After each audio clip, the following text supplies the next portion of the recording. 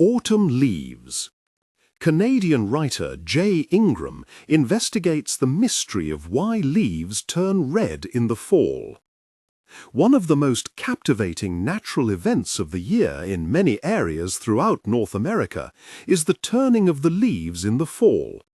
The colors are magnificent, but the question of exactly why some trees turn yellow or orange and others red or purple is something which has long puzzled scientists. B. Summer leaves are green because they are full of chlorophyll. The molecule that captures sunlight converts that energy into new building materials for the tree. As fall approaches in the northern hemisphere, the amount of solar energy available declines considerably. For many trees, evergreen conifers being an exception, the best strategy is to abandon photosynthesis until the spring. So, rather than maintaining the now redundant leaves throughout the winter, the tree saves its precious resources and discards them. But before letting its leaves go, the tree dismantles their chlorophyll molecules and ships their valuable nitrogen back into the twigs. As chlorophyll is depleted, other colors that have been dominated by it throughout the summer begin to be revealed.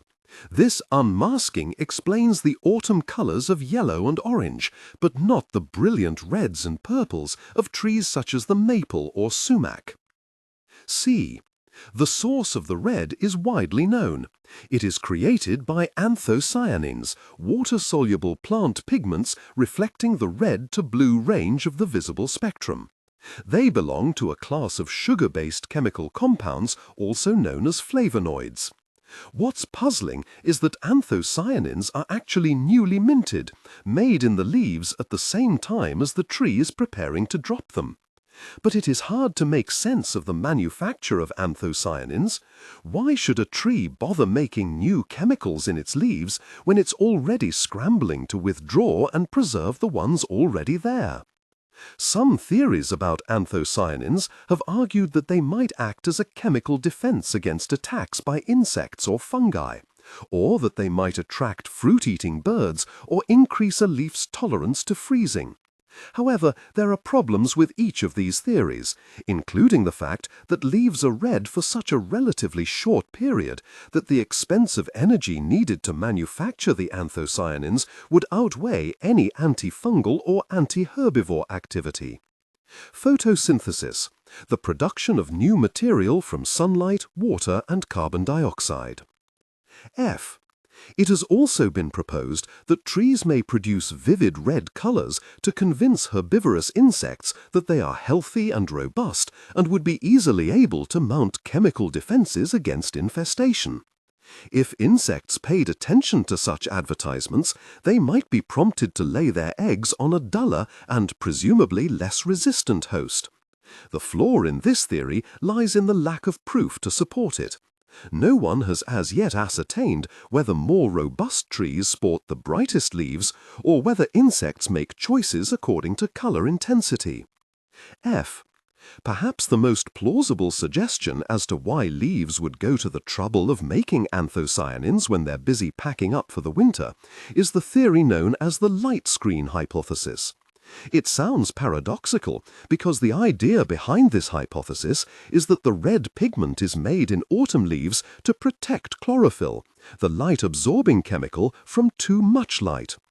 Why does chlorophyll need protection when it is the natural world's supreme light absorber? Why protect chlorophyll at a time when the tree is breaking it down to salvage as much of it as possible? G. Chlorophyll, although exquisitely evolved to capture the energy of sunlight, can sometimes be overwhelmed by it, especially in situations of drought, low temperatures, or nutrient deficiency. Moreover, the problem of oversensitivity to light is even more acute in the fall when the leaf is busy preparing for winter by dismantling its internal machinery. The energy absorbed by the chlorophyll molecules of the unstable autumn leaf is not immediately channeled into useful products and processes as it would be in an intact summer leaf. The weakened fall leaf then becomes vulnerable to the highly destructive effects of the oxygen created by the excited chlorophyll molecules. H. Even if you had never suspected that this is what was going on when leaves turn red, there are clues out there. One is straightforward. On many trees, the leaves that are the reddest are those on the side of the tree which gets most sun. Not only that, but the red is brighter on the upper side of the leaf. It has also been recognized for decades that the best conditions for intense red colors are dry, sunny days and cool nights, conditions that nicely match those that make leaves susceptible to excess light.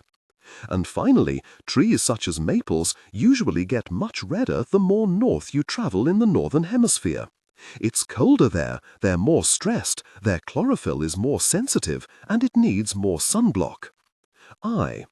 What is still not fully understood, however, is why some trees resort to producing red pigments while others don't bother and simply reveal their orange or yellow hues. Do these trees have other means at their disposal to prevent overexposure to light in autumn? Their story, though not as spectacular to the eye, will surely turn out to be as subtle and as complex.